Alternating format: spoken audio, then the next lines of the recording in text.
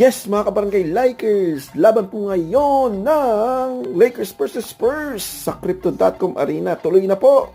Kahit po may mga prayers for those na apektuhan po ng tag dito, ng sunog dito sa LA. Nag-continuous pa rin, konti pa lang ang tag dito na kukontain. Pero sige, tuloy lang. May laban ngayon ng Lakers. Kaya panoorin po natin mamaya.